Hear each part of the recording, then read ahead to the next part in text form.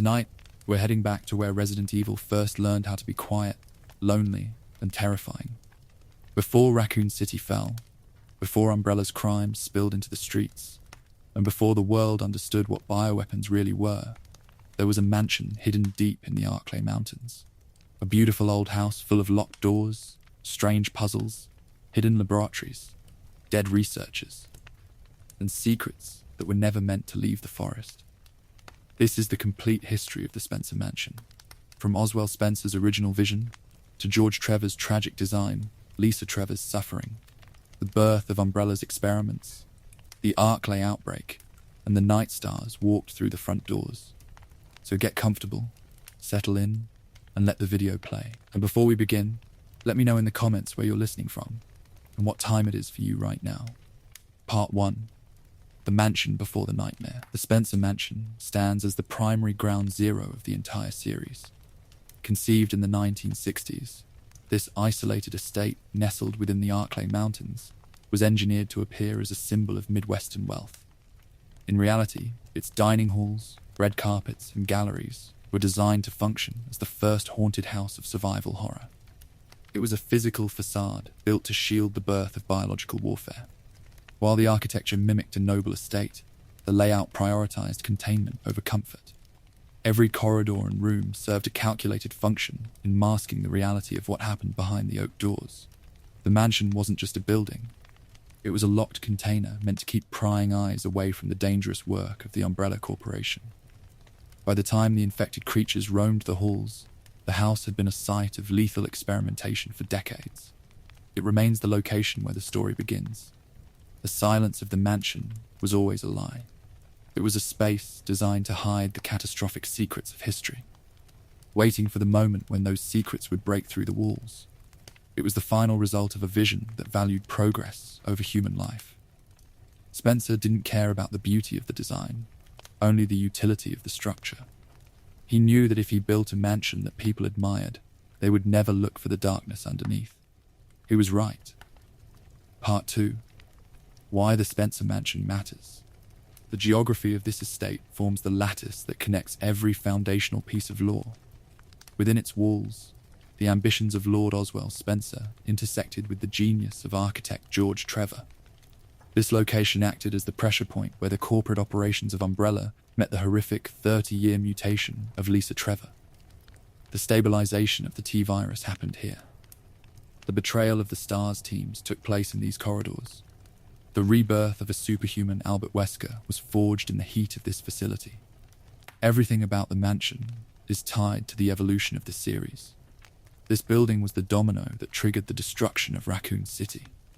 Without the events that transpired in the Arklay Mountains, the outbreaks would never have occurred. It's impossible to separate the history of the company from the history of this house. It serves as the nexus for the critical characters and events. From the earliest days of progenitor research to the final stand against the tyrant, the mansion remains the anchor. It's where the horror became real and where the path for the bioterror era was paved. The mansion represents the core failure of Umbrella. They thought they could control the variables. They thought they could contain the infection in a remote, private space. They were wrong, and the mansion became the proof of their arrogance. The remote forest region outside the Raccoon City lines provided the perfect geographic cover for Spencer's design. Choked by timber, cliffs, and fog, the Arklay wilderness isolated the estate from the prying eyes of regulators and media. It was the ideal location for a facility that needed to operate in silence. The mansion was explicitly never built to function as a home. Its placement was selected with military precision to ensure containment and anonymity. If an accident occurred, the distance from the nearest city ensured the company had time to respond before the world learned the truth. The isolation was a feature. The terrain surrounding the estate acted as a barrier, discouraging tourists from wandering too close to the perimeter. This system kept the secret of the mansion hidden for years while the labs hummed with activity. Nature itself seemed to turn against the estate as the virus leaked into the ecosystem. The forest became an extension of the mansion's horror, filled with infected wildlife that served as a defense. The Arklay region was the silent grave for the secrets that Umbrella needed to bury. The mountains were the first line of defense. They were unforgiving, difficult, and hostile to anyone who didn't know the way. Spencer paid for that land with the intent of keeping everyone out. He treated the wilderness as a tool. Part 4. Oswell E. Spencer's vision. Lord Spencer had zero interest in utilizing the mansion as a private estate. Following his discovery of the Progenitor Virus in 1966, Spencer became consumed by a eugenics obsession. He envisioned a forced evolution that would purge weak bloodlines, leaving himself to rule over a race of gods. The mansion was built to function as a temple dedicated to this vision. It was a beautiful mask hiding a virology facility. Spencer didn't just want a laboratory. He wanted an architectural monument that reflected his superiority and his control over life itself. He viewed his employees and his test subjects as disposable tools in the pursuit of this goal. The design of the mansion was a reflection of his ego. Every passage and locked door was a testament to his belief that he was building something beyond the reach of morality. The estate represented the intersection of aristocratic vanity and scientific ambition. Spencer wasn't a doctor, and he wasn't a scientist. He was a visionary who treated the laws of biology as obstacles to be conquered. The mansion was his weapon, his prison, and his legacy. He saw the world as a game he was destined to win. The mansion was his board. He didn't care who died to make the pieces move. He cared about the final result.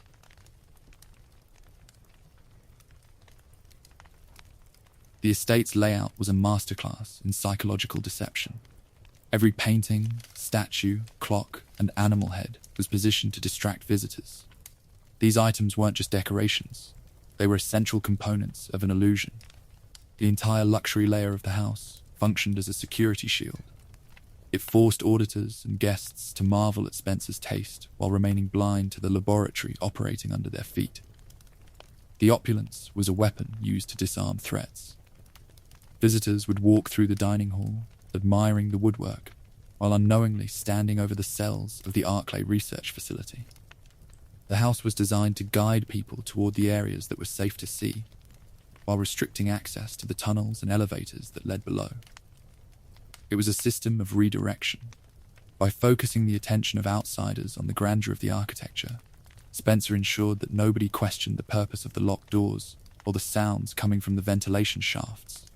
The mansion was the ultimate con, and it worked for years. It required constant maintenance, but the company had enough resources to keep the facade polished until the very end. He didn't just hide the lab. He made the house look like the opposite of a lab. He wanted warmth, history, and comfort. He wanted people to feel at home so they wouldn't notice the sterile, cold, and dead spaces hidden in the walls. Part 6. George Trevor, the architect.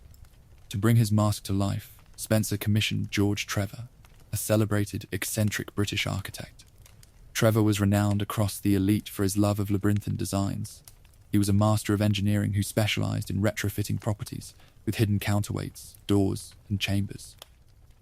This made him the candidate to build an estate where secrecy was the primary blueprint. Trevor treated architecture as a puzzle to be solved. He didn't just design buildings. He designed experiences that forced people to navigate spaces in specific ways. Spencer needed someone who could build a house that acted like a security system. Trevor was that person. He had the skill and the flair to create a mansion that felt like a noble estate while functioning like a bunker. Trevor was proud of his work. He saw the commission as the achievement of his career, a chance to push the boundaries of what a mansion could be. He didn't realize that his brilliance was being weaponized against the very people he was building the house to protect. He was the architect of his own nightmare. He poured his life into those walls. He spent months choosing materials, testing mechanisms, and ensuring that everything worked with perfect precision. He wanted to be remembered for this building. He didn't know he would be remembered as a victim.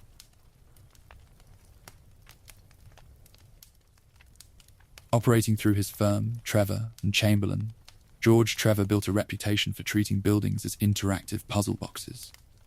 He utilized interlocking gears, crest slots, and structural levers to restrict access across his properties. This wasn't just a design preference, it was his signature style. To Spencer, Trevor's flair for puzzle-like architecture wasn't an artistic preference. It was a security system that could keep spies trapped inside a maze. The mansion was the implementation of these principles, scaled up to an industrial level. The puzzle elements were integrated into the fabric of the house.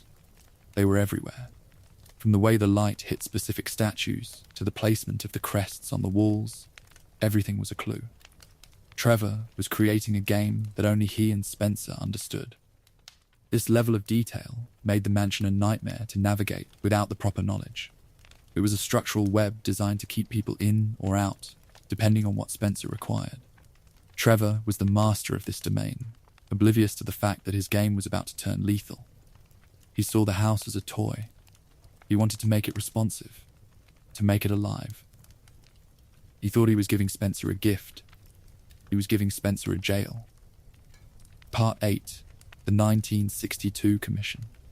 In 1962, Spencer formally hired Trevor to design and construct a private mansion deep within the unmapped sectors of Arklay County. Given an unlimited budget and total freedom, Trevor threw his soul into the historic project. He was creating a masterwork. The construction process dragged on for 5 continuous years. It utilized imported materials and isolated crews. This began an artistic obsession that would eventually cost the Trevor family their lives. Trevor spent months studying the land, planning the foundations to blend in with the mountain terrain. He was meticulous. He wanted the house to feel as though it had been there for centuries, a fixture of the forest. Every brick and every board was placed with intent. Trevor believed he was building a legacy for himself and a sanctuary for his patron. He couldn't have known that he was constructing a monument to greed in the sight of a coming catastrophic outbreak. He was a man with a vision, completely unaware that his vision was the shell for a reality that would destroy everything he loved. He felt like a king during those 5 years. He was the most important person on the most important project. He believed in Spencer. He believed in the house. He believed in his own future. Part 9. Building a mansion with secrets. George Trevor spent half a decade designing the estate's mechanical layout. He installed armor suits that triggered locks, shields embedded into walls, graveyard crypt lifts, and the ceiling crush trap. These weren't just decorative elements. They were functional machines. Trevor engineered these mechanisms, believing he was simply indulging Spencer's desire for privacy. He was entirely unaware that his puzzle designs were being weaponized to protect a playground of illegal experimentation. He was building the locks for a prison he didn't know existed. The house was a giant, shifting machine. It was designed to confuse, to hide, and to contain. Trevor took satisfaction in the synchronization of these systems. He believed he was perfecting the architecture of privacy. In reality, he was building the walls that would eventually seal the fate of every person who entered the Arklay facility. He was the architect of his own destruction, creating a maze so complex that even he wouldn't be able to find his way out when the time came. He was proud of the shotgun trap. He laughed when he told Spencer about the way it worked. He didn't know the house was recording his pride. He didn't know the house was learning how to kill him. Part 10. The Spencer family influence. The mansion's aesthetic drew heavily from Spencer's noble lineage and love for Gothic architecture. The stained glass windows, oak doors, and candlelit corridors made the estate feel ancient, noble, and rotting long before any pathogen ever breached containment. It was an atmosphere of curated decay. The house exuded a weight, reflecting the rot of the empire that funded its foundations. It was designed to intimidate. It was designed to make visitors feel insignificant. Spencer wanted an estate that commanded respect and fear. He wanted a building that looked like it had stories to tell, even if those stories were fabricated. The mansion was a theatre for his ambition. Every element of the decor, from the drapes to the stone gargoyles, was chosen to create a sense of history. It was a facade that successfully hid the sterile, horrific nature of the work being conducted beneath the floorboards. Spencer knew that if he could convince people of the house's legitimacy, he could operate his business with impunity. He used the history and the aesthetic to create a shield that lasted until the infection finally broke it. The mansion felt like it had been waiting for something to happen. The wood was too old, the dust too thick, the shadows too long. It was a house that didn't want to be a home. It wanted to be a monster. Part 11. Completed in 1967. In November of 1967, construction on the Spencer mansion was officially finalized. George Trevor stood back to admire his life's masterwork, entirely satisfied with the mechanical synchronization of the house. He saw the triumph of his architectural career in every polished stone and every hidden, silent corridor. He believed he had delivered the perfect environment for a man he still considered a valued patron. He felt as though he had achieved something that would stand for generations as a testament to his skill and his vision. However, the exact moment the final gear was locked into place, the network of Spencer pivoted. The architect was no longer a valuable collaborator. He was a dangerous liability. Spencer understood that a man who held the mental map to every secret passage, escape route, and trap room was a security risk to the work happening in the underground laboratory. He had used Trevor for his genius, but he couldn't keep him around to be a witness to what would follow. The project had served its purpose, and now it needed to be sanitized. Spencer realized that Trevor could not be allowed to live with the knowledge of what lay beneath his masterpiece. The architect knew too much about the structure of the house, and that knowledge was incompatible with the secrecy required for the Progenitor program. He needed to ensure that no one ever walked out of those doors with a memory of how they worked. The transition from guest to target was instantaneous. Trevor had been an honored partner for 5 years, but he became an expendable variable the second the last key was turned. The mansion was no longer a house for an architect. It was an industrial asset, and the man who had built it was an obstacle to be cleared from the board. He didn't exist in Spencer's ledger anymore, except as a problem to be solved. Spencer moved to permanently eliminate him.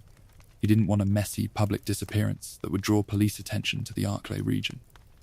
He wanted the architect to simply vanish, leaving behind no evidence of the abduction and no questions for the investigators. He needed a clean end to the Trevor partnership, and he had the perfect facility to ensure it happened without leaving a trace behind. This was the first act of violence committed within the walls of the finished mansion. It was a calculated betrayal that set the tone for everything that would happen in the facility for the next 30 years. George Trevor, the man who had poured his soul into the estate, was about to become the first subject of his own architecture, turning his pride into his cage. On November 10th, 1967, George Trevor's wife, Jessica, and their daughter, Lisa, arrived at the mansion ahead of George.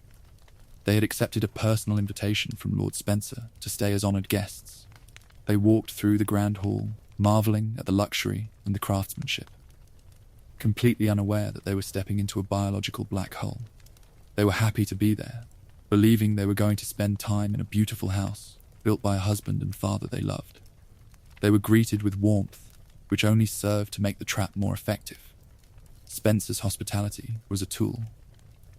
It was designed to put the family at ease and ensure they were exactly where he needed them to be. The transition from invited guests to captives was handled with corporate efficiency. One minute they were admiring the statues, and the next they were being separated from the life they knew and directed toward the basement levels. They were immediately escorted to the lower quarters by security staff. The shift in environment was immediate and terrifying.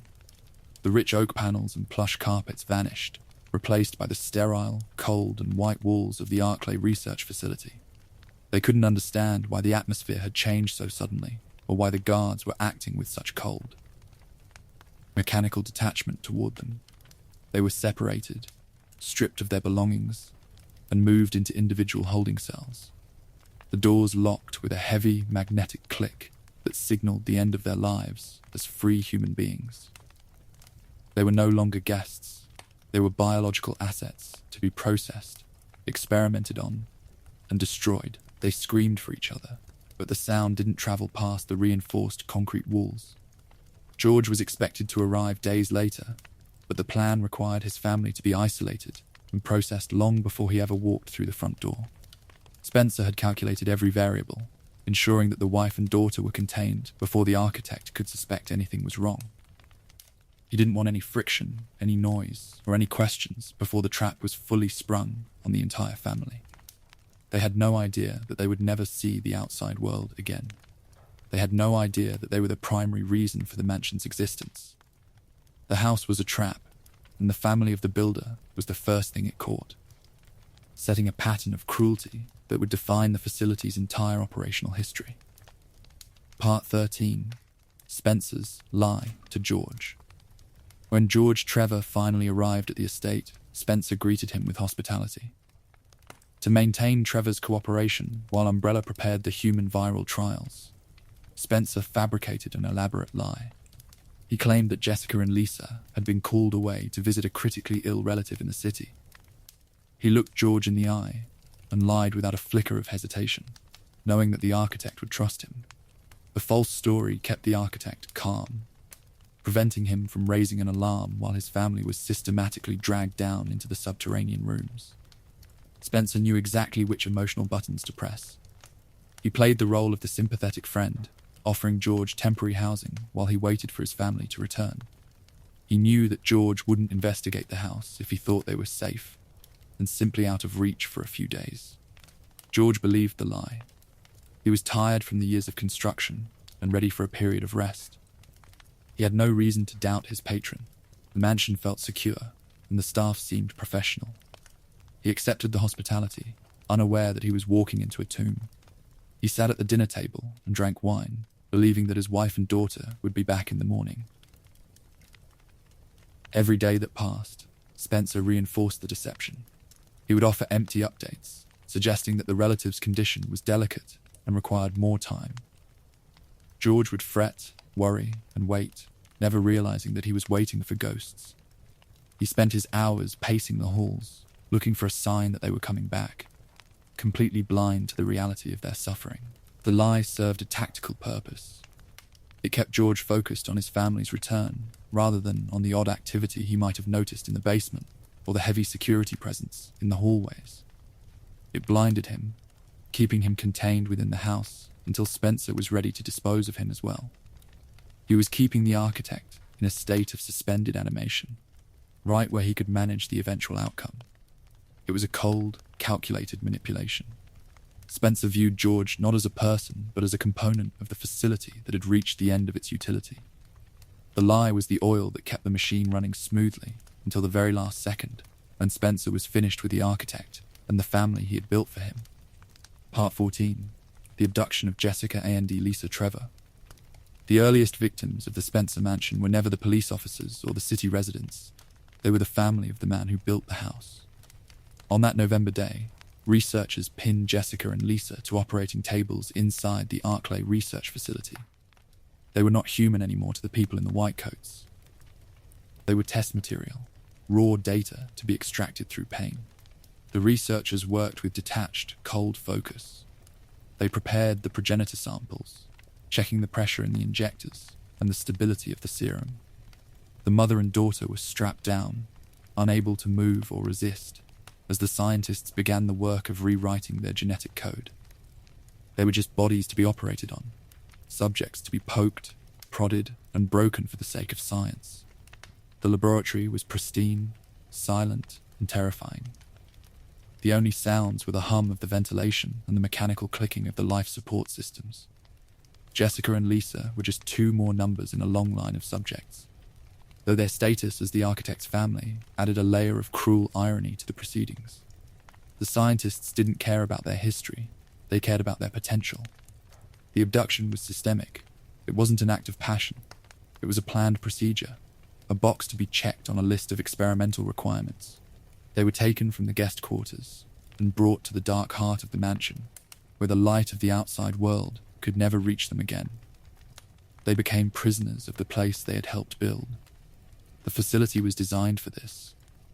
It was built to hold people against their will and subject them to things that would break their minds and bodies. The Trevor family was the first, but the system was ready for hundreds more. They were the pioneers of the torture that would define the next 3 decades in the Arclay Mountains. Their abduction was the moment the mansion stopped being an architectural project and started being a slaughterhouse. It was the crossing of a line from which there was no return. The house had finished its purpose as a home and begun its life as a grave, and the people inside it were the first to pay the price. Part 15. The first progenitor experiments. Researchers injected Jessica and Lisa with volatile, experimental mutant strains of the raw progenitor virus. The injections transformed the subterranean laboratory into a testing matrix. The scientists monitored the vital signs via screens, tracking how the prehistoric pathogen would rewrite mitochondrial DNA inside an elite, controlled environment. They wanted to see if the human body could handle the corruption of the ancient strain. The process was agony. The virus tore through the cells, rewriting the body in real time. It was a brutal assault on the human form, designed to push the limits of what a subject could survive. The researchers watched with clinical interest, recording every spasm, every failure, and every success, ignoring the screams that echoed through the sterile halls. The subjects were kept in a state of suspended animation when not being actively tested. They were fed, cleaned, and maintained, but they were never free. They were the property of the company, and their only purpose was to provide data for the files. They were essentially objects to be studied until they wore out. The progenitor virus was a demanding agent. It required a subject with a specific genetic compatibility, and most failed the screening. Jessica and Lisa were chosen because their biological makeup was considered potentially compatible. It was a gamble, and the researchers knew it might result in total failure, but they needed to know if it could work. But the data was worth the cost. Every failed subject told them something about the limitations of the virus. Every successful subject told them something about its potential. They were learning the language of viral evolution, one victim at a time, in the quiet, dark rooms beneath the estate. The experiments continued for days. The strain on the subjects was immense. Their bodies were changing, adapting, and fighting back. But the virus was too powerful. It was a war at the microscopic level, and the victims were the battlefield, with the researchers as the spectators. Part 16. Jessica Trevor's death. Jessica Trevor's genetic profile suffered immediate, catastrophic cellular rejection from the type A progenitor strain. Her internal organs failed, and her immune system collapsed into violent spasms shortly after the administration of the virus. She died on the operating table within days of her abduction, her body unable to synthesize the volatile material that the laboratory staff were pumping into her veins. It was a failure of science, but the researchers viewed it only as a failure of data, a statistic that didn't matter. The staff recorded her death with a clinical detachment that would define their work for the next 30 years. She was a test subject who had reached her biological limit, a failed variable in an equation that mattered more to the company than the life of the person they had just extinguished. They didn't feel sadness or guilt because they had trained themselves to see test subjects as property rather than human beings. They cleaned the table and prepared for the next trial with efficient, empty hands. Her death left her daughter alone in the facility. Lisa was only 14 years old and trapped inside the nightmare without the only anchor she had left in the world. She was exposed to the same viral agents, but her body reacted with a terrifying stability that the researchers hadn't expected to see. She didn't die. She changed into something that would survive the next 3 decades of torture in the dark. A monster for the sake of science. The researchers buried Jessica in the courtyard garden. They didn't mark the grave with her name or a date, because they wanted her existence erased from the history of the house. They wanted the entire Trevor family to be forgotten, as if they had never walked through the front door or accepted an invitation to stay. They dug a hole, put the body in the ground, and moved on to their next task without a second thought. Jessica's failure served as a lesson for the chief virologists. It taught them that the type A strain was too aggressive for most human hosts, and that they needed to refine the formula to lower the rejection rate. They adjusted their formulas and changed their methods, using the failure of her death to improve their efficiency for future tests. Her death was just a line in a logbook, a detail that didn't matter to the bottom line of the corporation that signed the checks. But her absence left a hole in Lisa's mind that would never be filled. The trauma of her mother's death would become the engine of her mutation and the focus of her fractured consciousness. It would drive her to survive, to search the halls of the estate, and to eventually destroy everything in her path for the next 30 years. The mother was gone, but the ghost of her memory was the only thing that kept the daughter moving through the dark. Part 17. Lisa Trevor survives. Unlike her mother, Lisa Trevor's body reacted to the type B progenitor strain with a level of biological adaptability that the researchers had never witnessed before. Instead of killing her, the virus aggressively fused with her cellular matrix, granting her near instantaneous regeneration and superhuman durability. Her unexpected adaptation turned her into the most critical biological asset in the laboratory. She became something that wouldn't die, no matter what they did to her in the name of the project. She didn't just survive, she thrived in a monstrous way. Her body became a sponge for pathogens, absorbing every chemical they pumped into her system. Researchers injected her with everything they could find, and she absorbed it all without dying.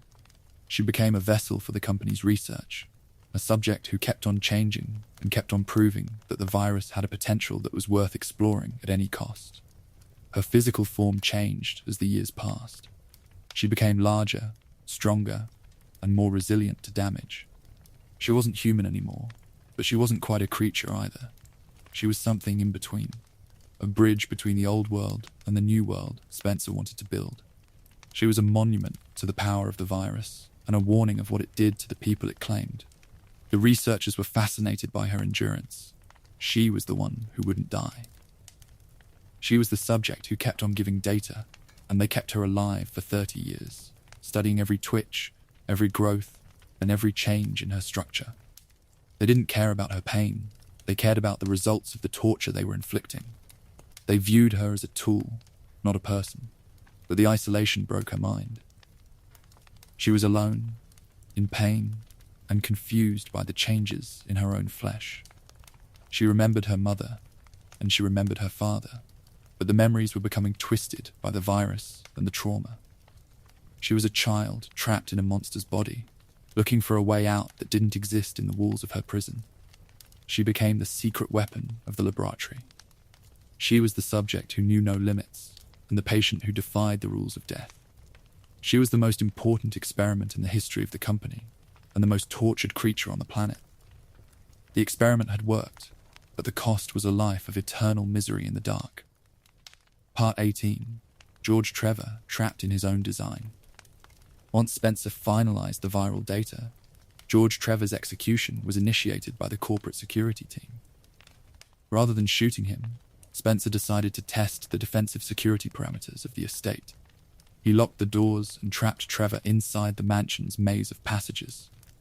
The architect was forced into a real-time nightmare, discovering that his own traps were active and pointed at him.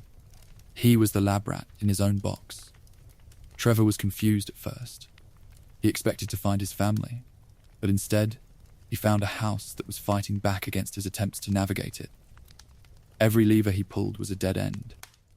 Every passage he knew was blocked by heavy doors that hadn't been there the day before. He realized the mansion had changed. It wasn't the building he had designed anymore, but a hostile system working against him. It was a prison. It was a system that was learning his habits, predicting his moves, and cutting off his options. He was a man in a maze, and the maze was his own invention. He was running out of air, out of light, and out of hope as he moved through the halls. He felt the weight of the stone walls closing in on him. The realization was slow. He tried to retrace his steps, to find the hidden exits he had built, but they were sealed shut.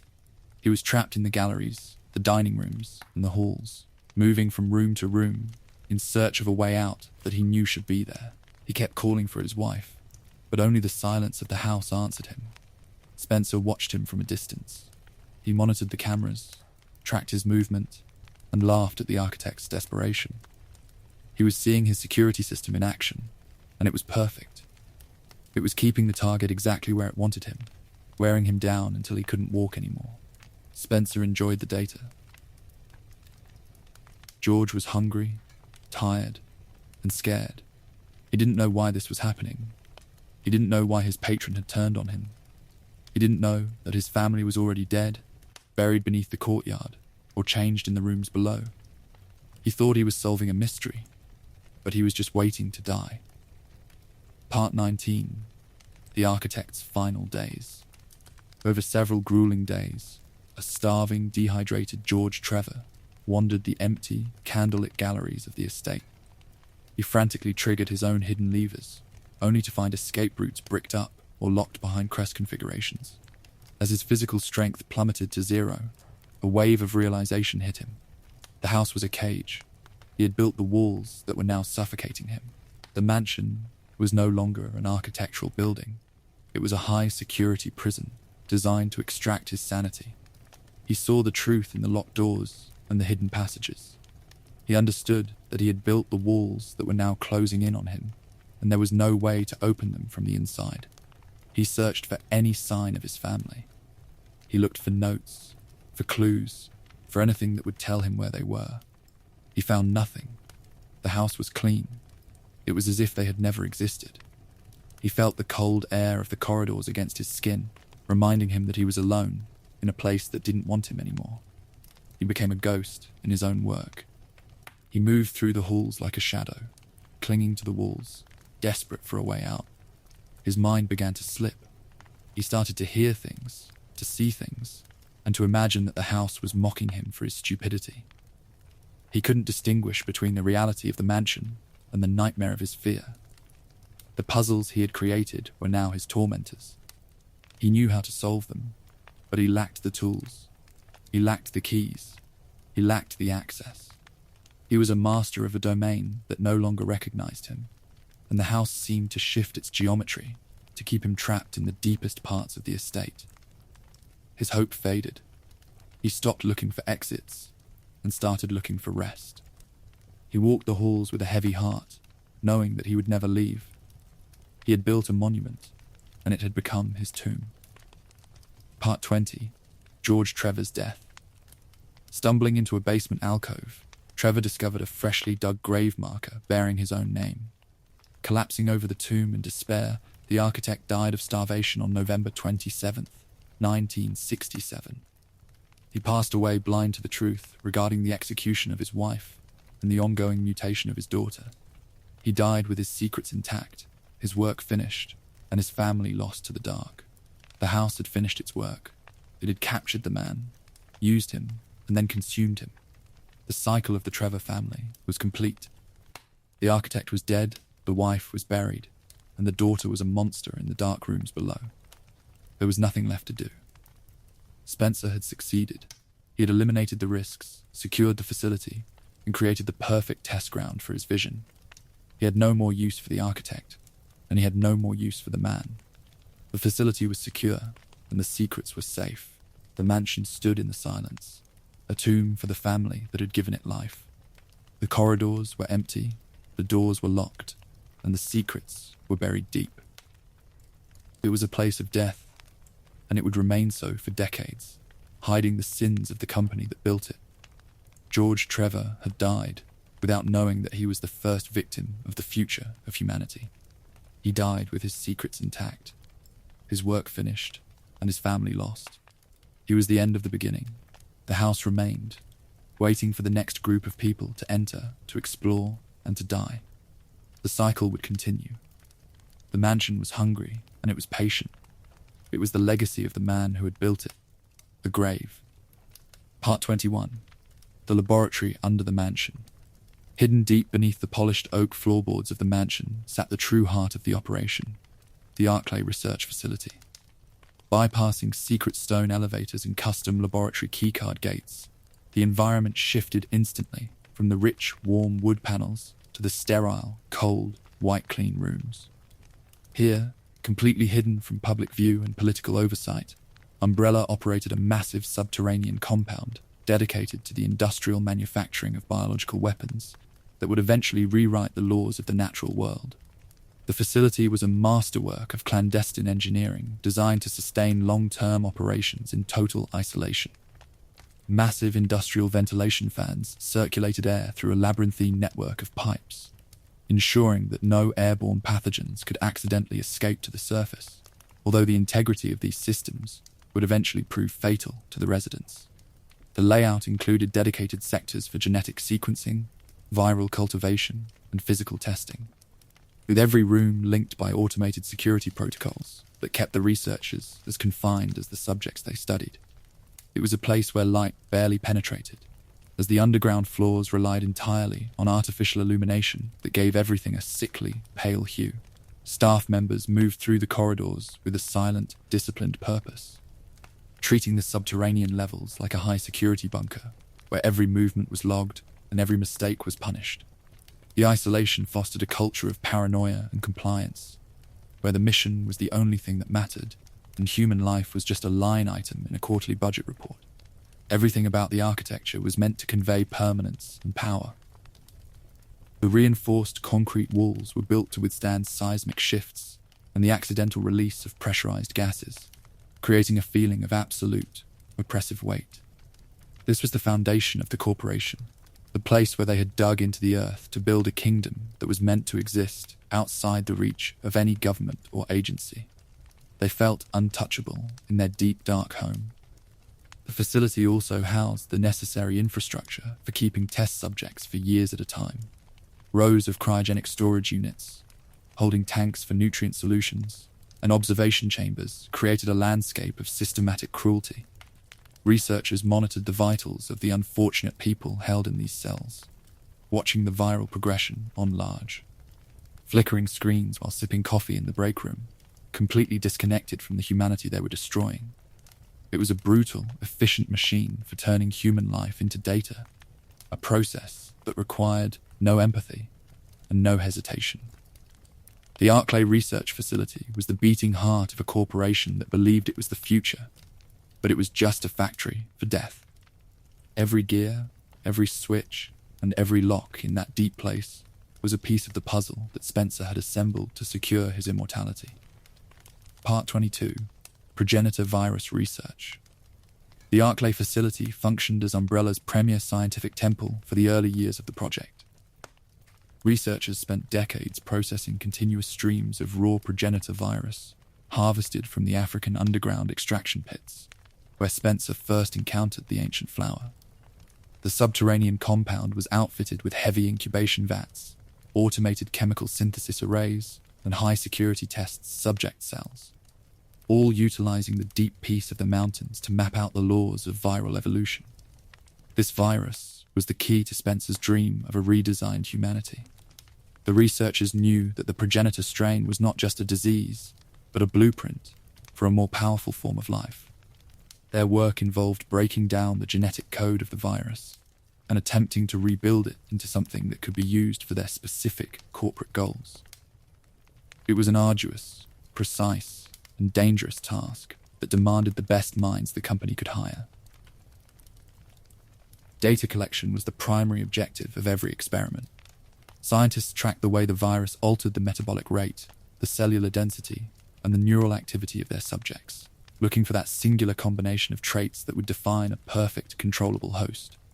They were looking for godhood in a petri dish, and they were willing to tear through thousands of lives to find the right sequence of chemicals. Handling the virus was a task that required extreme caution, as the substance was incredibly unstable in its raw form. The staff had to wear heavy, airtight containment suits whenever they worked with the primary samples, treating the laboratory as a biohazard zone that could turn lethal in an instant. They lived in constant fear of their own creation, but the potential rewards for the company kept them working through the terror. The long-term goal was to stabilize the virus so that it could be mass-produced for whatever applications Spencer decided were necessary. They weren't just researching for the sake of knowledge, but for the creation of a product that could change the world of medicine, warfare, and politics. The Arclay lab was the forge where they hammered out the possibilities of a future where Umbrella dictated the rules of survival. They were building a future where they were the masters and everyone else was a subject. The progenitor research was the absolute singular focus that consumed the facility for years. It was a project that turned the mansion into a temple of cold, hard, scientific malice. Part 23. From Progenitor to T-Virus. In 1978, using research files smuggled out of James Marcus's private training facility, the Arklay scientists stabilized the progenitor code by splicing it with leech DNA. This breakthrough birthed the master T virus, which would go on to define the entire global bioterror era. The facility's mandate shifted immediately from theoretical science to active weaponization, utilizing the virus to rewrite the genetic traits of living organisms to forge the iconic monsters that terrified the world. The addition of the leech DNA was the missing piece that had frustrated the researchers for so long. It provided a structure that allowed the virus to maintain the host's basic motor functions while removing the higher, limiting brain activity. The T-virus was a revolution because it didn't just kill, it animated, turning a corpse into a carrier that could spread the infection much faster than any static chemical agent could hope to achieve. Researchers spent years perfecting the strain to ensure that it would spread with maximum efficiency. They tested it on rats, on birds, and on larger animals to see how the virus adapted to different systems, always looking for a way to make it more contagious and more lethal. The results were often grotesque, but the scientists didn't look at the gore. They looked at the efficiency of the infection rate in a controlled, enclosed environment. The shift to weaponization changed the culture of the Arklay lab significantly. It was no longer about discovery, but about delivery and impact. They started looking for ways to package the virus for deployment, creating aerosols, tainted water sources, and direct injection methods that could be used by agents on the field. They were making the virus a tool that could be used to clear a target or a city.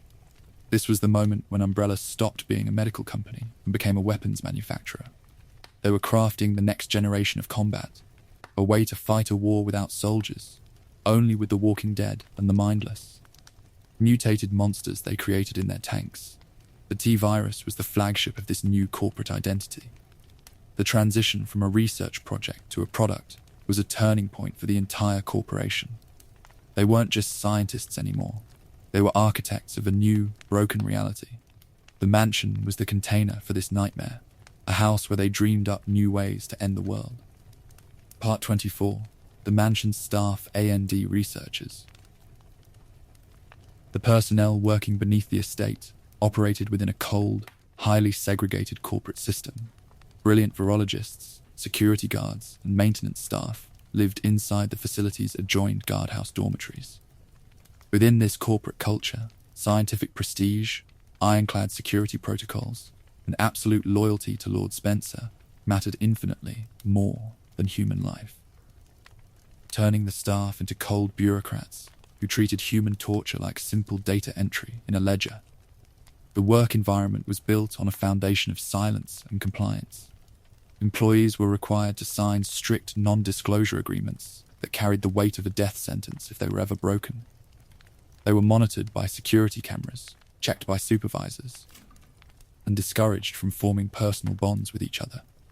The company wanted them to be as sterile and detached as the laboratories they worked in every single day of their lives. Many of the researchers were young, recruited directly from top universities with promises of fame, fortune, and the chance to change the world. They were bright, eager, and naive, and they didn't realize until it was too late that they were not changing the world for the better. They were trapped by their own ambition, too deep into the project to leave without destroying their professional careers or their lives.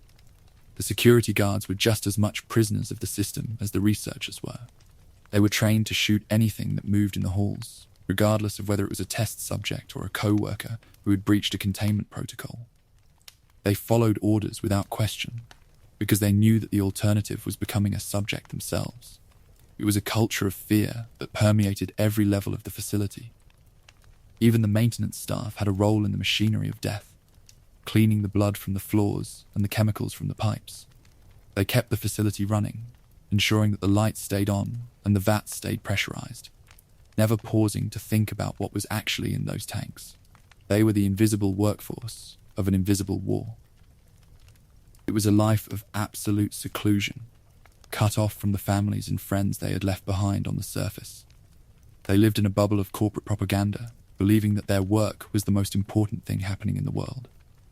The reality was that they were just small, replaceable parts in a machine that was destined to destroy everything they knew. Part 25. Lisa Trevor, ASA, long-term experiment. For nearly 30 continuous years, Lisa Trevor remained chained inside the deepest cells of the Arklay laboratory. Her extraordinary regenerative capacity allowed researchers to use her body as a living, breathing biological mixing bowl, injecting her with every newly engineered pathogen Umbrella produced. She was the company's most valuable, long-term asset, a subject that would never die, no matter how many times they tore her apart and put her back together again. She was the foundation for some of the biggest breakthroughs in the facility's history. In 1988, her immune system's violent absorption of the Ne-alpha parasite directly allowed William Birkin to isolate the G virus, a discovery that proved her body was the true genetic anchor for Umbrella's greatest successes. They had stumbled onto a subject that was practically indestructible, and they weren't going to let that opportunity slip through their fingers. The scientists watched her with a mix of awe and cold clinical interest. They recorded her reactions, her mutations, and her resilience, always looking for a way to replicate that level of durability in a controlled weapon. She was a goldmine of data that they were constantly digging into, never caring that the mine was a person who was suffering in a way that defied description. She was kept in a state of perpetual agony and confusion, trapped in a room with only her thoughts and the occasional, cruel attention of her captors. They didn't see a girl, but a biological platform that could be modified at will. They changed her chemistry, her physiology, and her form until she was something barely recognizable, a twisted, powerful echo of the person she had been before she arrived. Her survival was an anomaly that they never fully understood. They just knew that it kept happening, over and over, as they pushed her to the edge of death and watched her pull herself back. She was a constant in their shifting, chaotic world of viral mutation, the one thing that held steady against the tide of their failed experiments. She was the center of the facility's gravity, a presence that the researchers couldn't ignore even if they wanted to.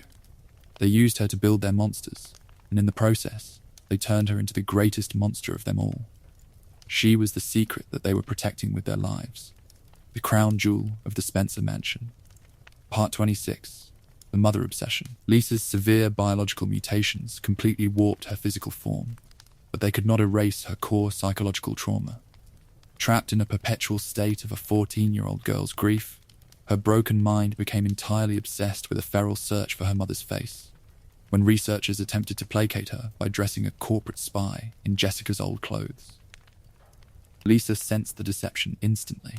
She didn't just feel anger, she felt a betrayal that cut deeper than any physical pain she had endured in the laboratory. She violently ripped the woman's face skin off and attached the flesh mask to her own head, turning her horror into an expression of the grief that defined her broken soul. It was a moment of pure, raw, and terrifying clarity that revealed just how far the torture had pushed her toward the edge of reality.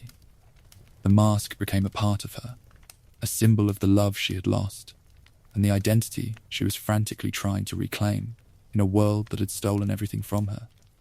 She wandered the halls, searching, moaning, and clutching at the air, looking for a mother who was buried in the dirt of the courtyard. She was a ghost who hadn't realized she was dead yet. The researchers were horrified by what they had created, but they were also intrigued. They wanted to see if they could use this obsession to control her, but they soon realized that she was beyond their reach. She wasn't just a subject anymore. She was a force of nature that was driven by an emotion more powerful than any programming they could write. Her obsession was the only thing that felt real to her, a singular point of focus in a life that was otherwise a blur of pain, needles, and confinement. She was a tragedy, wrapped in layers of viral mutation. A girl who just wanted to find the person who had been taken from her. The horror was not just biological, but deeply, painfully, and undeniably human. Even in her monstrous state, she possessed a memory of a time before the mansion, a time when she was loved and not a lab rat. That memory was her tormentor, keeping her in a cycle of searching that never ended. She was the personification of the evil that Umbrella had unleashed, and her pain was the ultimate indictment of their success. Part 27. The Mansion's Creatures. As the viral research expanded, the facility's stables filled with a terrifying bestiary of engineered bioorganic weapons. They bred the Cerberus, the infected Doberman hounds, the hunters, the reptilian-human hybrids with razor claws, and Plant 42, a sentient, blood-drinking botanical anomaly in the guardhouse. The mansion became a zoo for the apocalypse, a place where the unnatural became the standard. They bred Yawn, the massive, T-virus mutated viper that patrolled the attic, and Neptune, the mutated great white sharks that swam in the flooded basement labs. These were the prototypes for a future where war would be fought by organisms that didn't know fear, fatigue, or mercy.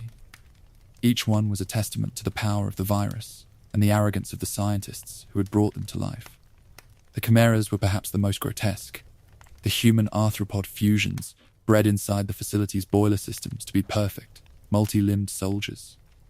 They moved with a speed and a coordination that was impossible to counter for anyone without extensive combat training.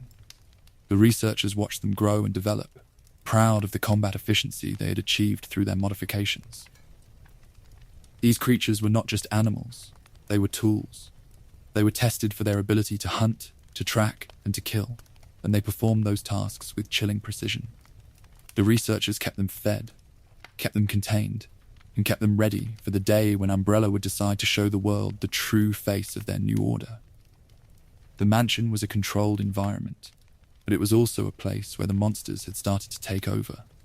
The deeper the labs went, the more unnatural the life became, until the mansion was less a house and more a breeding ground for things that defied the natural order of the world. It was a testament to the unchecked ambition of Spencer.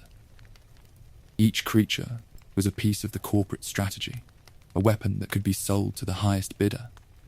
Umbrella was creating a catalogue of horror, a list of assets that they could use to enforce their will on the international community.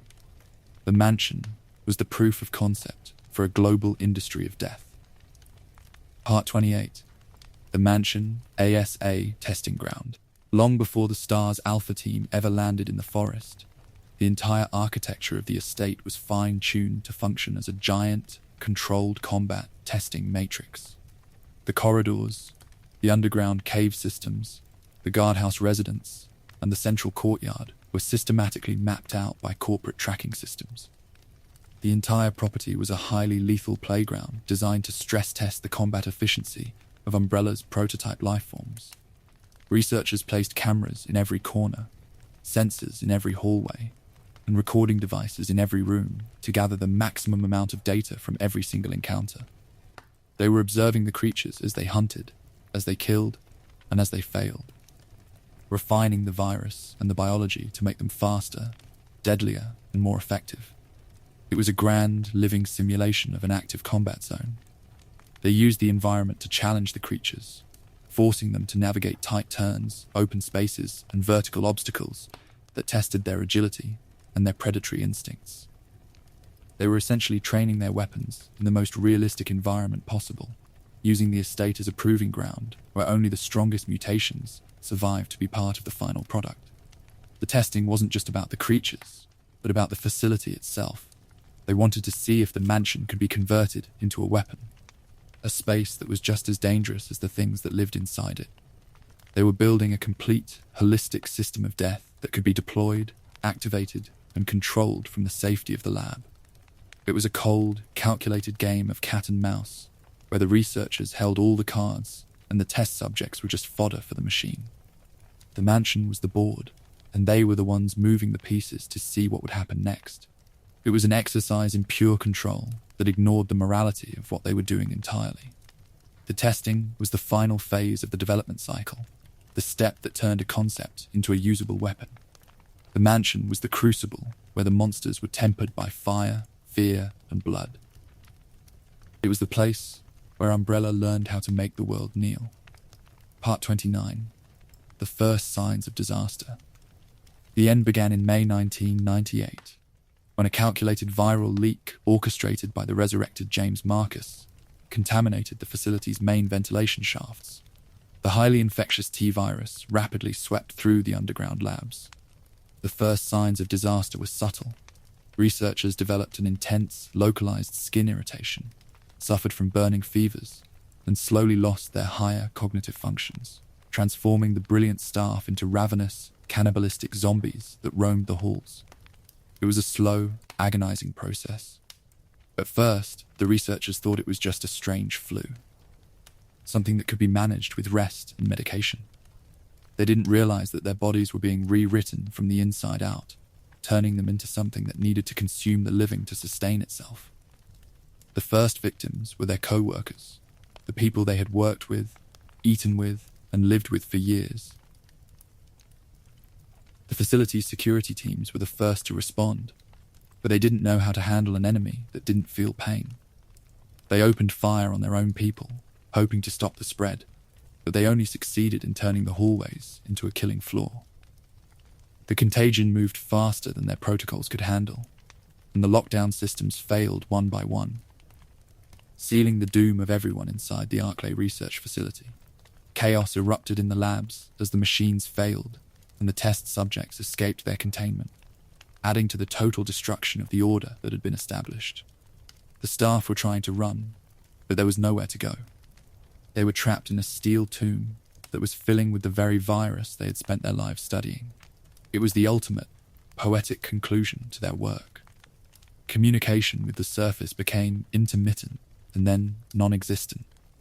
The researchers sent panicked messages, trying to report the failure of the containment, but their words were just signals lost in the dark. Nobody on the outside knew what was happening, and nobody was coming to help them. They were alone with the monsters they had birthed. The disaster was a total collapse of everything Umbrella had built.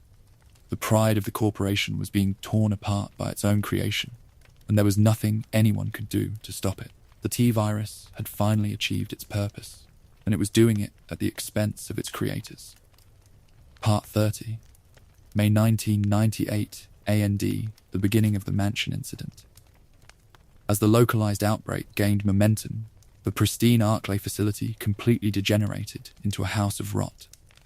The famous Keeper's Diary tracked this slow descent into madness, documenting a researcher who slowly lost the ability to write coherent sentences as he consumed his own roommates, leaving behind the chilling final log entry about feeling itchy and hungry. This structural collapse permanently closed down corporate control over the subterranean sectors of the Spencer mansion. The mansion was no longer a secret base. It was a ruin. The infection spread through the rooms like a wildfire, turning every hallway into a potential grave and every locked door into a barrier for the infected. The staff, who had been so disciplined, were now just another part of the herd, mindless and ravenous, shambling through the house in search of prey. The records tell the story of the end, a series of fragmented notes that show how quickly the situation spiraled out of control. The scientists were trying to document their own end, writing down the changes they were seeing in themselves, even as their minds began to fail. It is a terrifying window into the last moments of the facility, a record of the arrogance that had brought them to this point. The mansion became a place where the dead walked, a living graveyard that was slowly spilling out into the surrounding woods. The containment protocols were a joke, a set of procedures that had no meaning when everyone who was supposed to enforce them was already turning into a monster. The disaster was not just in the labs, it was in the architecture itself. By the time the last researcher had fallen, the mansion was a place of silence, broken only by the groans of the undead. The corporate machine had stopped, replaced by the primitive, brutal needs of the virus. It was a new, dark chapter in the history of the mansion, the chapter where the experiment became the reality. The incident was the trigger for everything that followed in Raccoon City. It was the first critical domino that set off the chain reaction of death, a disaster that Umbrella couldn't contain and couldn't hide. The mansion incident was the start of the collapse, the first real sign that the world was beginning to die. Part 31, Cerberus in the Forest. In late May, several packs of infected Cerberus hounds breached the outer courtyard fences of the mansion, escaping directly into the dense forest that surrounded the facility. These animals had been part of the security program for the estate, designed to serve as aggressive guard dogs, but the T-virus had mutated their biology beyond any control. Driven by feral aggression, the undead dogs began launching vicious ambushes against anyone who wandered too close to the perimeter of the estate. The forest floor soon became littered with mangled human remains, as the animals claimed the woods as their new hunting ground. The presence of these creatures in the wild marked the first time the biological experiments had escaped the containment of the mansion walls. Hikers and local residents who were camping near the Arklay Mountains became the unintentional targets of a weapon that was never intended to be deployed in the open air. The dogs moved with a terrifying speed that made them difficult to track or avoid for anyone who didn't know what they were dealing with. It was an uncontrolled release of a weaponized organism that proved the facility could no longer guarantee the safety of the public. Local authorities received reports of strange animal attacks, but they had no frame of reference for the nature of the threat. They assumed that a pack of wolves or a bear had become territorial, and they dismissed the severity of the descriptions provided by the few people who had actually seen the hounds. The official response was to treat the area as a routine wildlife conflict rather than a biohazard zone that required total isolation. This bureaucratic failure allowed the danger to fester and spread through the woods. The hounds were not just hunting for food, as the virus demanded that they hunt for the sake of spreading the infection to new hosts. Every bite transferred the pathogen into the bloodstream of the victim, ensuring that the local ecosystem would eventually become a reservoir for the T-virus. The creatures were vectors of a disease that was rewriting the biological reality of the forest, one kill at a time. The wilderness was rapidly becoming an extension of the mansion's containment breach. It is worth noting that these hounds were trained to follow commands, and their sudden deviation into mindless slaughter showed how completely the virus had overridden their previous programming. The umbrella handlers had lost the leash, and the result was a swarm of biological threats that had no interest in obedience. They were the first wave of the nightmare that would eventually consume the entire region. The forest became a trap that no one could escape once the sun went down. Each attack was a silent warning that the protection of the mansion had failed. Families disappeared in the night. Cars were found abandoned on the winding roads, and the local panic began to simmer beneath the surface of the quiet mountain life. The forest was whispering a warning that nobody was listening to until it was too late to do anything about the encroaching horror. The Cerberus were just the beginning. Part 32. The Cannibal Murders. By June 1998, the media inside the neighboring Raccoon City exploded with frantic reports detailing a wave of bizarre, ritualistic cannibal murders occurring along the mountain perimeters. Victims were discovered partially eaten with distinct human bite marks on their limbs and torsos. The rising public mystery and absolute terror eventually forced the local police department to intervene, ordering their tactical wing, the Stars, to enter the mountains to clear the zone. The city was a powder keg of misinformation. The panic in Raccoon City was palpable, as the local news stations ran stories every night about the missing people and the gruesome remains that were being pulled from the woods. People stopped going to the mountains for recreation, and the hiking trails were officially declared off limits to the public. The police tried to manage the narrative, but the sheer brutality of the crimes made it impossible to keep the public calm. The fear was spreading faster than the news could report it. Chief Brian Irons, who managed the police department, was the primary person responsible for the cover-up of what was actually happening in the Arklay region. He knew about the mansion, and he knew about the facility, as his silence had been purchased by the corporation years before the first body was ever found. He suppressed the investigation, steered the department away from the forest, and ensured that the truth remained buried under layers of red tape and official denial. He was the gatekeeper of the secret. When the pressure became too great to handle with simple denial, Irons reluctantly agreed to send the Stars team to investigate the rumors of the murders. He assumed that the elite officers would either die in the attempt to find the source, or would be unable to gather enough evidence to implicate the corporation. He played a double game, pretending to support the investigation while actively working to sabotage every lead the officers found in the field. He was the architect of the police failure. The cannibal murders were the catalyst that forced the government to look at Raccoon City as something more than just a quiet industrial town. The mystery brought federal eyes, corporate lawyers, and tactical specialists to the area. all of whom had competing agendas for what they wanted to find in those mountains. It was a chaotic blend of interests that guaranteed that no one would actually see the truth for what it was. The murders were the smoke, but nobody wanted to find the fire.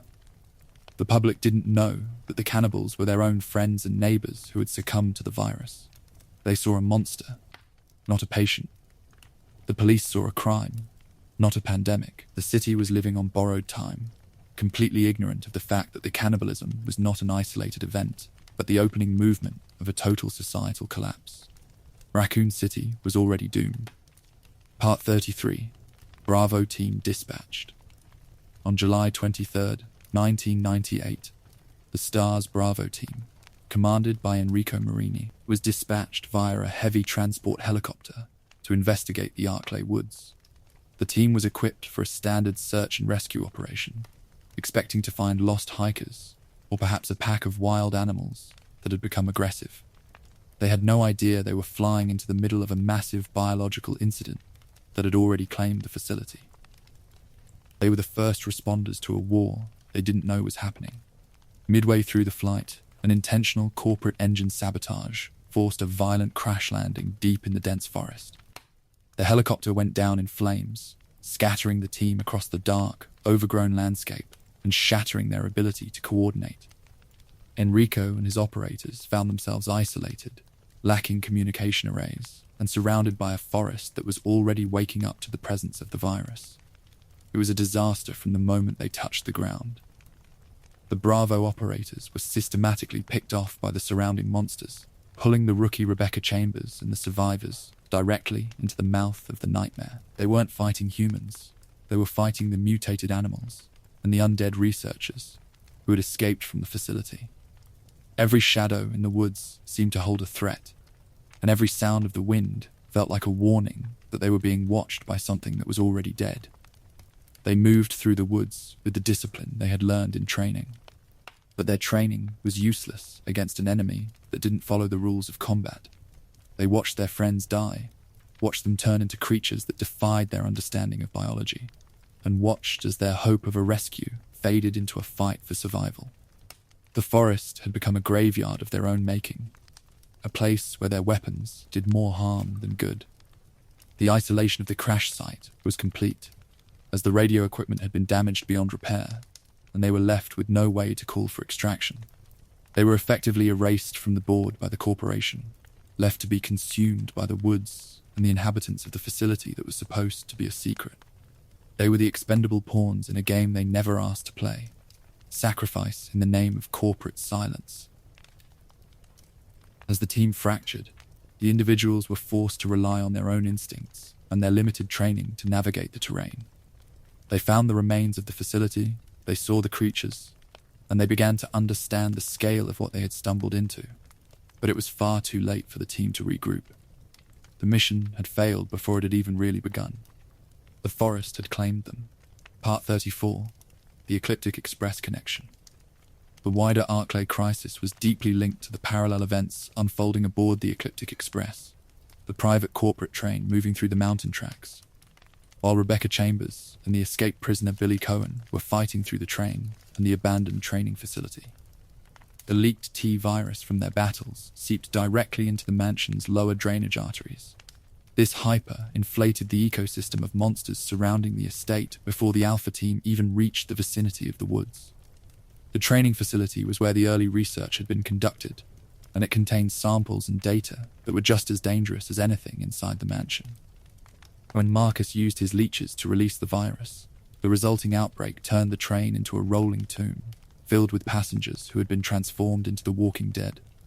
The contagion didn't stay on the rails. It bled out into the environment, creating a path of rot that extended for miles around. Rebecca and Billy were caught in the middle of a struggle that was far bigger than their individual fight for survival, as they navigated a world that had become a breeding ground for death. They saw the early effects of the virus, the way it interacted with the local fauna, and the ways it broke down the sanity of the people it claimed. Their journey was a prelude to the main incident, a demonstration of what would happen when the lid was finally blown off the containment. The drainage pipes and the underground water systems of the Arklay region acted as a circulatory system for the virus, carrying the infected runoff from the train and the facility into the woods. It meant that by the time the STARS teams arrived, the environment had already been primed for an outbreak. The infection was in the soil, the water, and the wildlife, waiting to consume anyone who stepped onto the property. It was a masterclass in how a single leak could devastate an entire region if it wasn't caught in time. The train was the vector, and the facility was the engine, and together they had pushed the infection out of the walls and into the wild. The mansion was just the center of a much larger, darker web of contamination that had already claimed the mountains long before the Alpha team saw the light of the house. This was the context that the later investigators would struggle to piece together, because the train and the facility were destroyed along with the mansion. The link was lost to history, leaving behind only the fragmented reports and the confusion of the people who survived. It was the start of the end, the moment the disease became a regional reality. Part 35. Alpha Team enters the nightmare. On the evening of July 24th, 1998, the STARS Alpha Team landed in the forest to locate the missing Bravo team. They were led by Chris Redfield, Jill Valentine, Barry Burton, and their captain, Albert Wesker. They were expecting to find a lost squad of soldiers in the woods, not a combat zone where the dead were walking. They were walking straight into the trap that had been prepared for them since the beginning. The team was blindsided by a pack of Cerberus hounds that brutally tore Joseph Frost to pieces before they even knew what was happening. The pilot, Brad Vickers, panicked at the sight of the carnage and abandoned the team, flying the helicopter away and leaving them with no way to return to the city. The surviving operators were left with no options but to retreat toward the dark, imposing silhouette of the Spencer mansion that loomed over the trees. They slammed the heavy front doors shut, locking themselves directly inside the meticulously engineered trap of Spencer. They thought they were finding shelter, but they were actually walking into the center of the laboratory where the monsters were waiting. The mansion seemed to close around them, the doors clicking into place with a mechanical finality that signaled the end of their lives as free human beings. They were caught in the web. The mansion felt like it was alive, a house that had been waiting for them to arrive so that it could begin the experiment. They were the data points the corporation had been looking for, the test subjects that would finally prove the efficiency of the bioorganic weapons in a realistic combat scenario. The house didn't offer safety. It offered a controlled environment where the laws of nature were secondary to the whims of the virus. They were an elite team, trained to handle threats that would have broken normal police officers. But they were not prepared for the reality of the mansion. Every hallway was a potential tomb, every door was a locked box, and every shadow could hide a predator. They were in a place where their tactical knowledge was an asset, but their lack of information was their fatal flaw. They began to explore, hoping to find the Bravo team and escape the woods, but they were already lost. The mansion was a machine that had been designed to keep them inside, to observe them, and to eventually consume them. The nightmare had only just begun for the STARS Alpha team, and the world was waiting for them to solve the puzzle of the house. Part 36. The Mansion AS Survival Horror.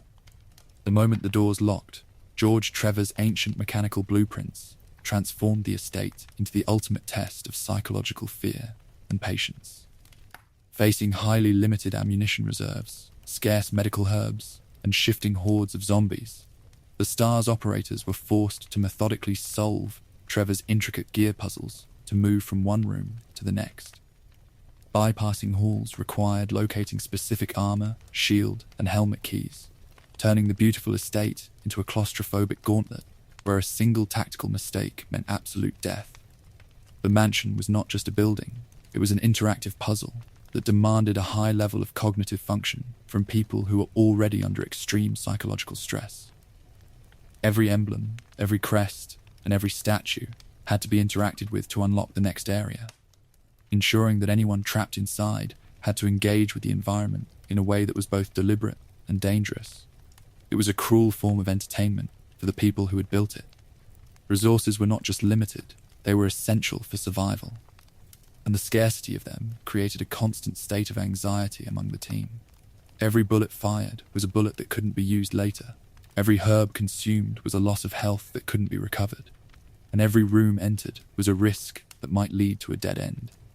They were playing a game where the rules were written in blood and the consequences were final. The puzzles were designed to be obscure and difficult, as Trevor had built them for his own amusement and for the amusement of his patron.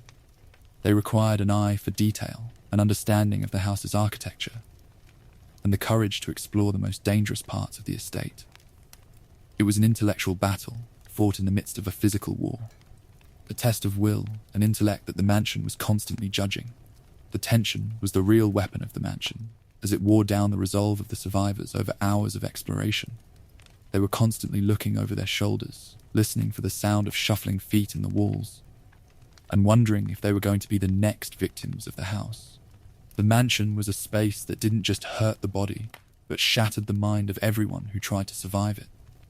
It was the perfect environment for a survival horror story, a place where the hero is constantly outmatched and outgunned by the very architecture they are navigating. The mansion was a trap that rewarded the clever and killed the foolish, a test that had been running for 30 years. The STARS team were just the latest participants in a long, cruel history of death. Part 37. Wesker's hidden role. Alpha Team Captain Albert Wesker operated with hidden, treasonous parameters that were designed to manipulate the team from the start. He was a deep-cover double agent who had spent a decade reporting directly to Lord Spencer, and he had been instrumental in the planning of the mansion incident.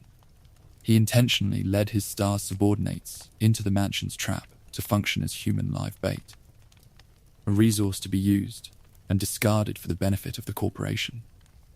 His goal was to record real-time combat data streams of the elite human operators fighting the bioorganic weapons, utilizing the findings to secure high-value leverage for his upcoming defection to a rival syndicate.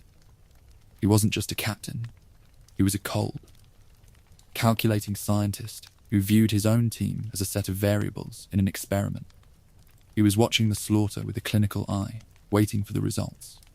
He had orchestrated the entire mission to ensure that his team would be pushed to their absolute limits, so that the combat data would be as rich and valuable as possible.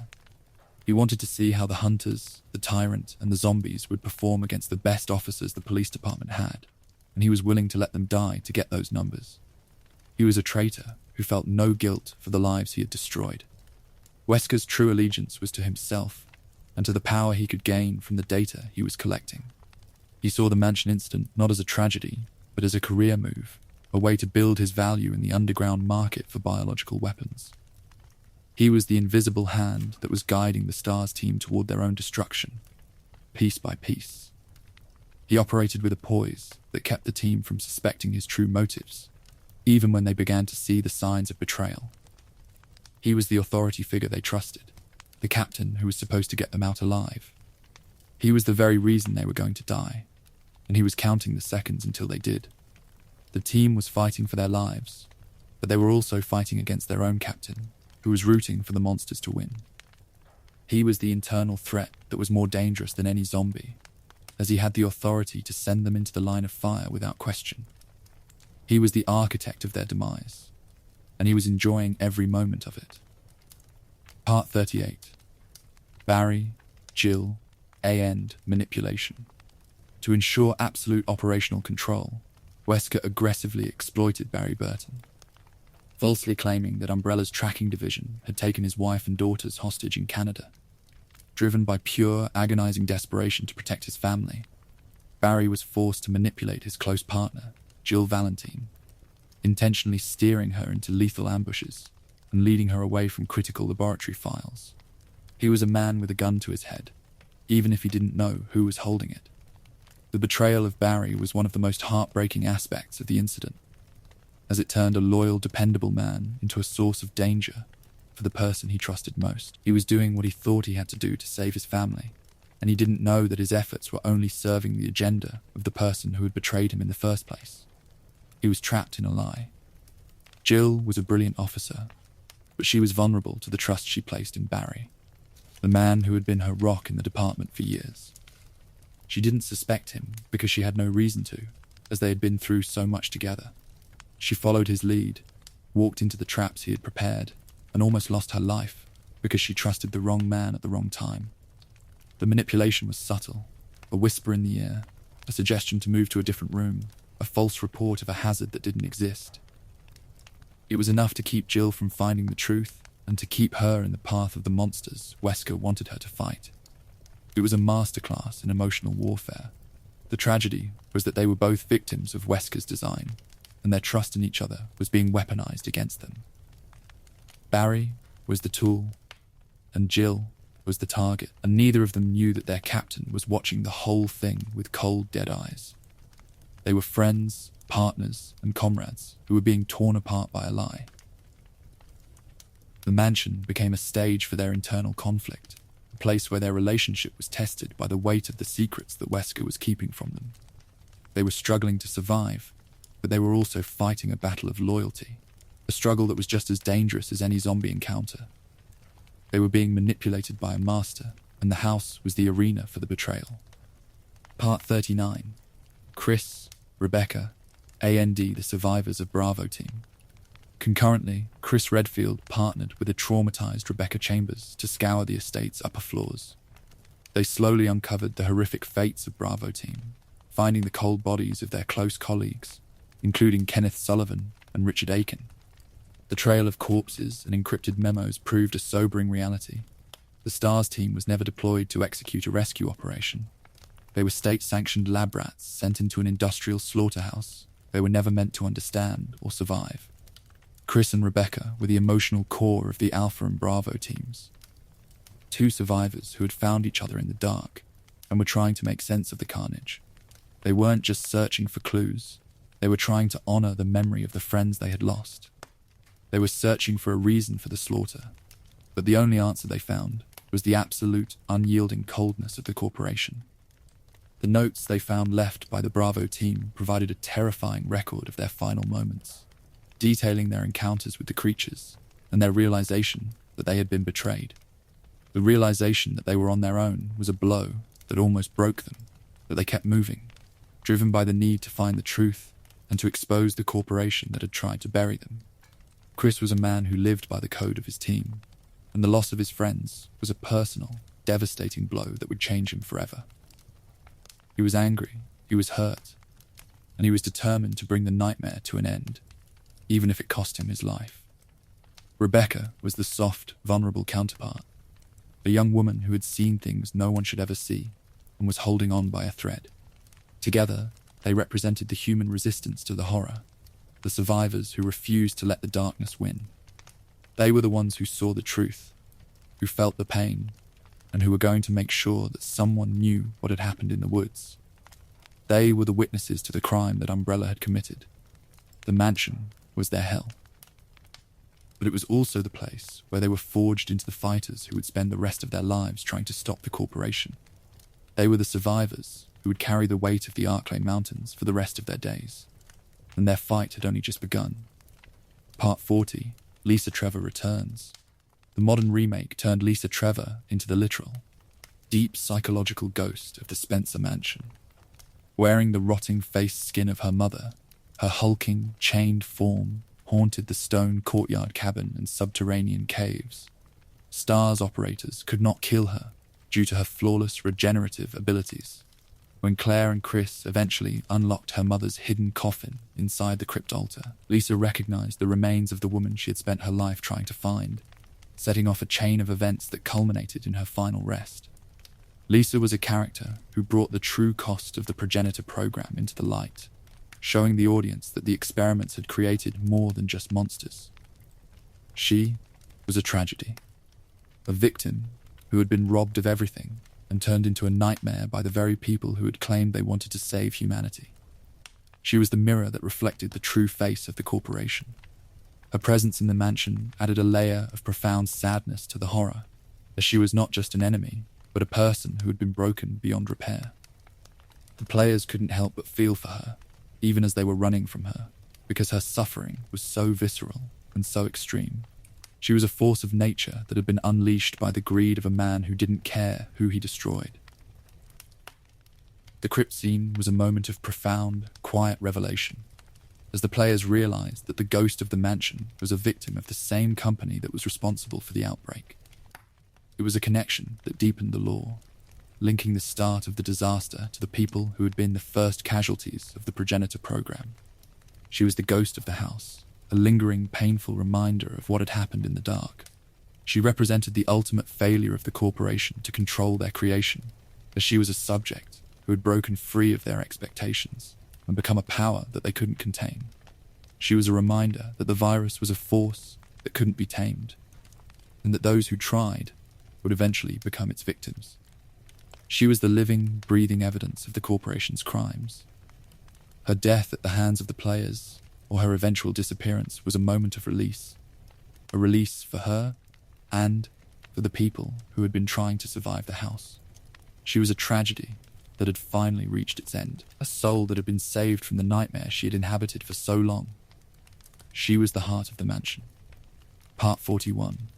The tyrant below the mansion. Breaching the clean rooms of the deep underground laboratory, the survivors finally uncovered Umbrella's ultimate corporate crown jewel, the T-002 Tyrant. This ultimate lifeform was an elite, humanoid super soldier engineered by injecting the T-virus directly into a genetically unstabilized human clone host, boasting an exposed pumping heart core and a massive bone claw. The Tyrant proved that the mansion facility's decades of torture weren't designed to create mindless zombies, but a line of tactical biological weapons. It was a creature of absolute, undeniable power, a monster that could stand against any opponent and come out on top.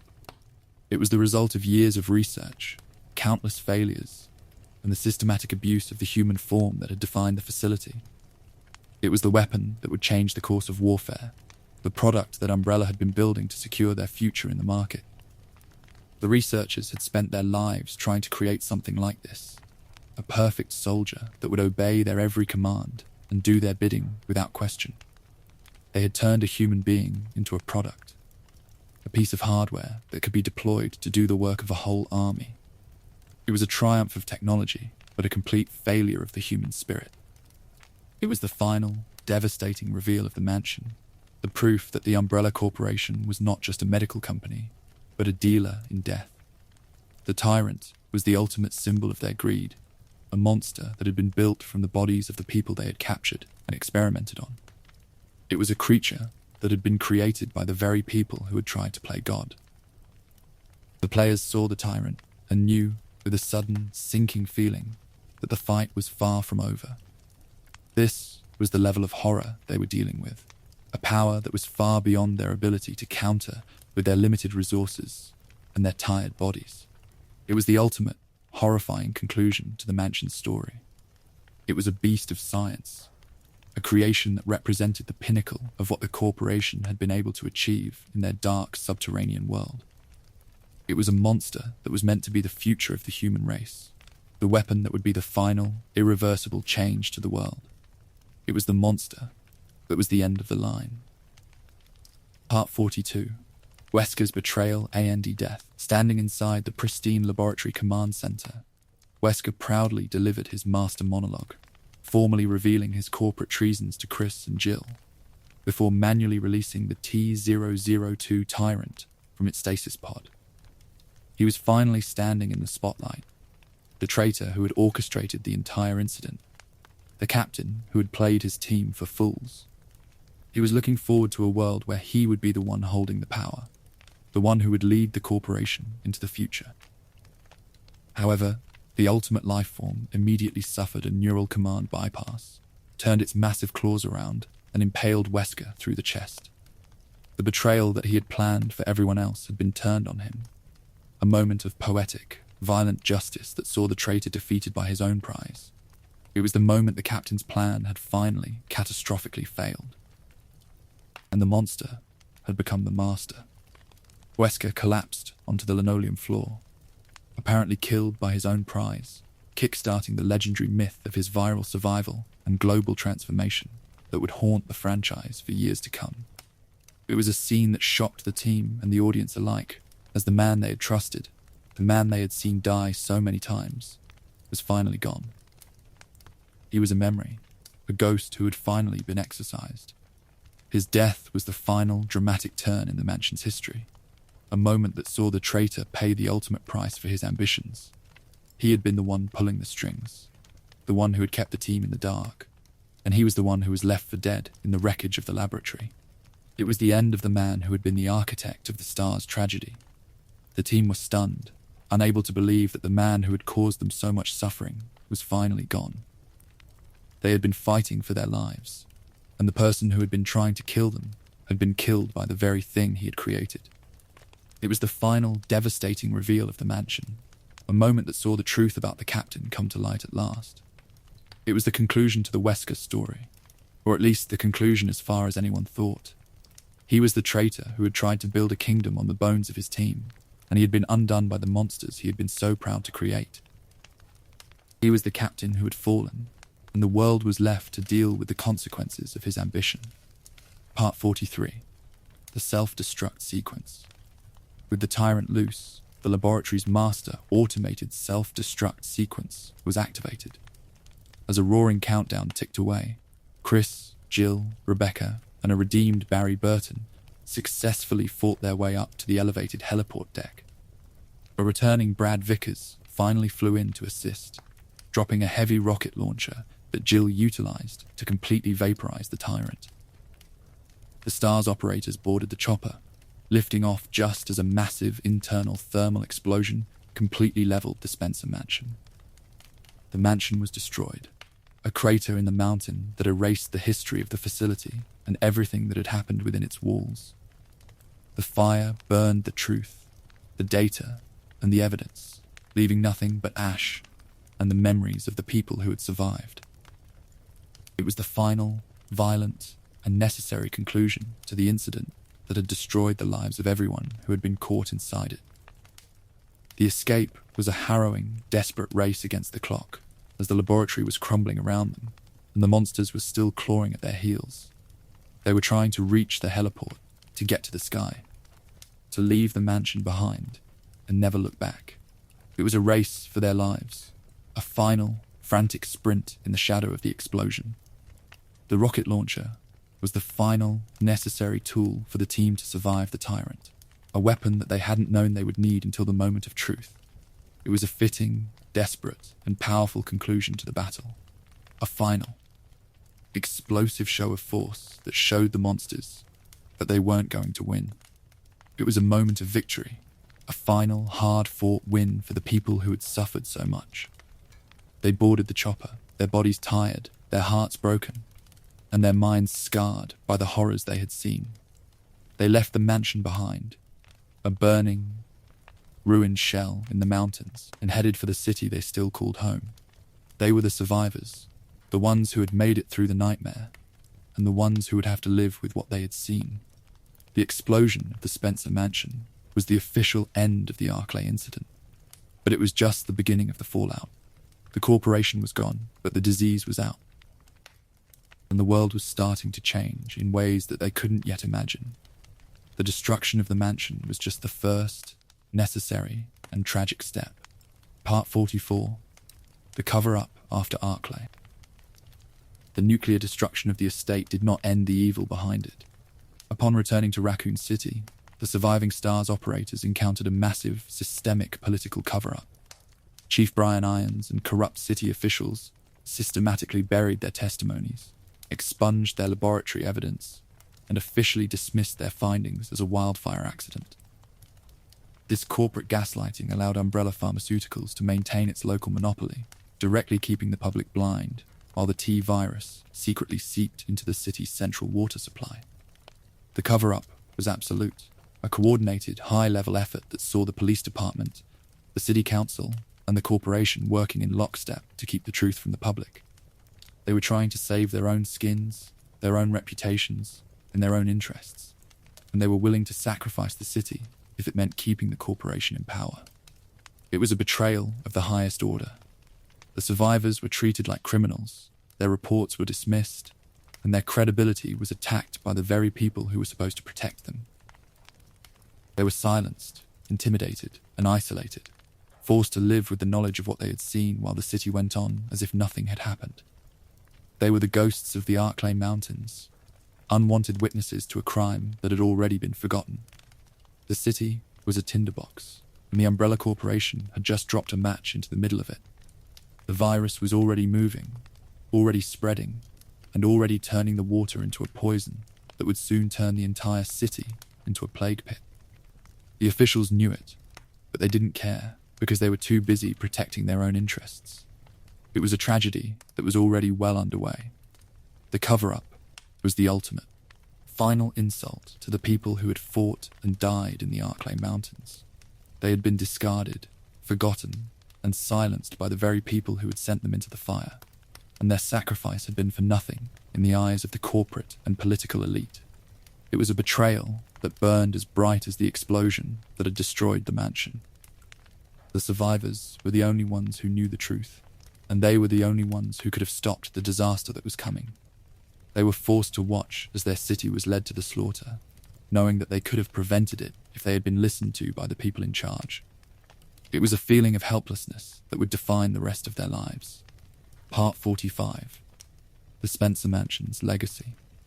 The Spencer Mansion remains the definitive architectural blueprint for everything that followed in the Resident Evil franchise. Long after its physical walls were turned to dust, its ghost continued to shape global history. The data streams collected during that single horrific night directly birthed the G-Virus, the Nemesis Project, and Wesker's global world-ending ambitions. It was the absolute birthplace of the global bioterror era, proving that the ultimate horror of the universe was never the monsters roaming the halls, but the cold, aristocratic greed of the men who built the house to mask a domestic slaughterhouse. The mansion was the prototype for everything that Umbrella would go on to build, a template for the secret facilities, the hidden labs, and the corporate slaughterhouses that would populate the world in the coming years. It was the origin, the starting line, the first critical and tragic step into a new, darker reality. The legacy of the mansion was the legacy of the entire series. The mansion was a place where the human spirit was tested, broken, and ultimately destroyed by the cold, calculating greed of a corporation that thought it could own the future. It was a place where the victims were the first, and where the horror was only beginning. The mansion was the first, and it was the most important, but it was just one of many that would come to define the Age of Terror. The mansion was a symbol of the arrogance of the corporation, a testament to the belief that they could control the world through the power of the virus. It was a failure that led to the collapse of the company, and it was the disaster that set the stage for the global catastrophe that would come to define the entire franchise. The mansion was the start of the end for the Umbrella Corporation. The mansion's legacy was the lesson that the world would learn in the years that followed, that the power to destroy is not the same thing as the power to control. Umbrella had built a world of monsters, and in the end, they were the ones who were destroyed by their own creations. It was a lesson that was written in the ash of the mansion and the ruins of the city that followed. The mansion was the beginning, the moment the world turned its back on the light and walked into the dark. It was the moment the dream of a new future for humanity became the nightmare of a world under attack. The mansion was the first, it was the worst, and it was the end of the world as they had known it.